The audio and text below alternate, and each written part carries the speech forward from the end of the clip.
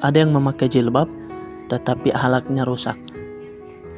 Ada yang tidak memakai jilbab tetapi akhlaknya baik. Mana yang lebih baik? Yang memakai jilbab tapi akhlaknya rusak, atau yang tidak memakai jilbab tapi akhlaknya baik? Nah, ini seperti perumpamaan ditamsilkan di dalam berlalu lintas. Dalam lalu lintas itu ada aturan. Kalau kita naik kendaraan, misalnya motor, harus memakai helm, ada SIM yang aktif, STNK pajaknya belum mati, kemudian spionnya harus lengkap yang standar, kemudian dia plat nomornya terpasang, di jalan tidak ugal-ugalan, tidak membahayakan orang lain, tidak menerobos lampu merah. Nah, ini pelanggaran yang berbeda di dalam lalu lintas itu. Kalau tidak salah ya, kalau kita tidak memakai helm ada dendanya, tidak membawa SIM ada dendanya, ada itu pelanggaran yang di dalam lalu lintas akan ditilang dan sebagainya. Begitu juga STNK-nya ada tapi pajaknya mati. Begitu juga di jalan dia ugal-ugalan, itu ada lagi dia punya hukuman. Berbeda hukuman dalam setiap satu pelanggaran. Nah, itu tamsilannya seperti itu. Ada orang dia mengatakan, saya tidak memakai helm tapi saya di jalan tidak ugal-ugalan, tapi saya membawa SIM, tapi saya di jalan baik-baik, tidak ugal-ugalan, SIM-nya lengkap, pajaknya masih hidup dan sebagainya.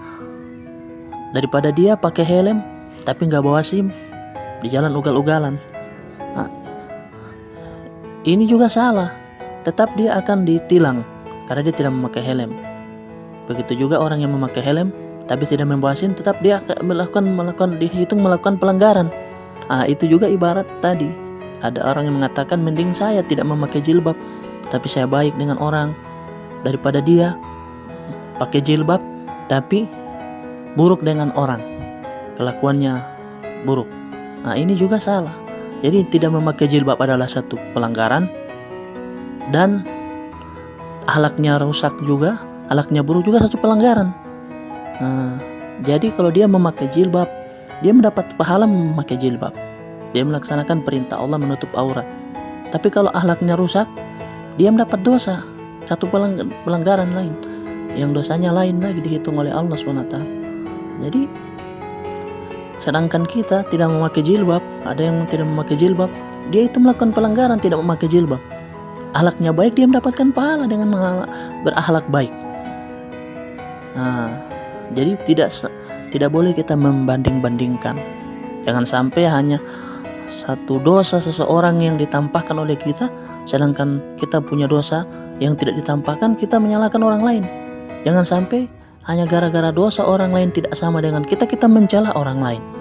Jadi perintah menutup aurat di dalam Al-Quran, Quran surat Al-Ahzab ayat 59, Allah Subhanahu wa ta'ala firman yang artinya, hai Nabi, katakanlah kepada istri-istrimu, anak-anak perempuanmu dan istri-istri orang mukmin, hendaklah mengulurkan jilbabnya ke seluruh tubuh mereka, yang demikian itu supaya mereka lebih mudah untuk dikenal, karena itu mereka tidak diganggu. Kemudian juga dalam hadis-hadis bagaimana perintah menutup aurat. Kemudian untuk berakhlak baik, Allah Subhanahu wa ta'ala berfirman dalam Al-Quran surat Al-Baqarah ayat 83 Al-Baqarah tentang perintah untuk berakhlak baik, yang artinya janganlah kamu menyembah selain Allah dan berbuat baiklah kepada kedua orang tua, kerabat, anak-anak yatim dan orang-orang miskin, dan bertutur katalah yang baik kepada manusia. Begitu juga dalam hadis-hadis tentang berakhlak baik.